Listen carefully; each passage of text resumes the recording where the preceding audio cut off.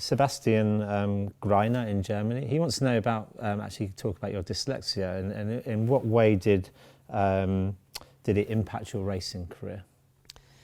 I'm an extreme dyslexic. I mean, I can't to this day read or write properly. Dyslexia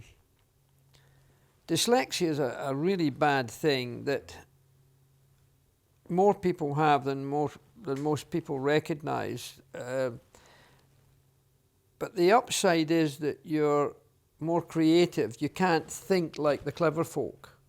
So you think out the box all the time, and therefore you're thinking in ways that they are not thinking. So for example, I think my way of succeeding in motor racing came from my shooting, because I was such a disaster at school, leaving school at 15 years of age with no education at all, to suddenly finding my shooting that I suddenly got good at. I won my first ever competition that I entered, but it was a New Year Day in Scotland when everybody else was, and I wasn't. The dyslexia thing, when you're dyslexic and you find you're good at something, it doesn't matter whether it's cleaning windows or cleaning floors, you can do that better than the so-called clever folk. And I found my attention to detail thing was my biggest asset.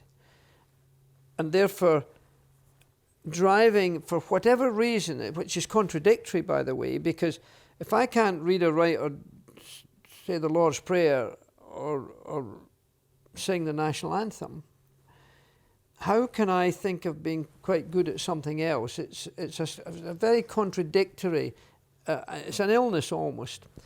So I learned how to do things my way, but what it did do was you're so hungry to do something well that you put more into it because you're not good at very many things. So you suddenly find shooting in my world, first of all, to get to shoot for Britain and Scotland, of course, but then to get into Grand Prix racing and do well in that.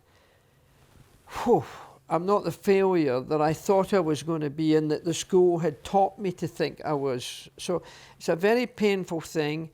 I think about 15% of the population are dyslexic now. More men than women, funnily enough, or boys than girls. But in a funny sort of way, it's helped me. I mean, people like Steven Spielberg's dyslexic. George Lucas, who would else have thought of Star Wars than somebody dyslexic? Einstein was dyslexic. Leonardo da Vinci was dyslexic.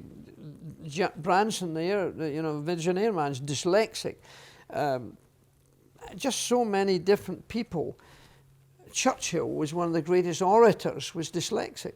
So the folk who have dyslexia shouldn't be embarrassed by it. They should find something that they can do well. I'm very good at cleaning windows and very good at floors because I don't want to see a speck on the floor or the window.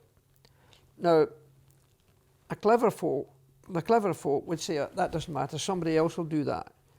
As a dyslexic, you want to do it. So I think it helped me to be so focused, and therefore the preparation of the cars, the attention to the detail, I'm sure it had a lot to do with what came.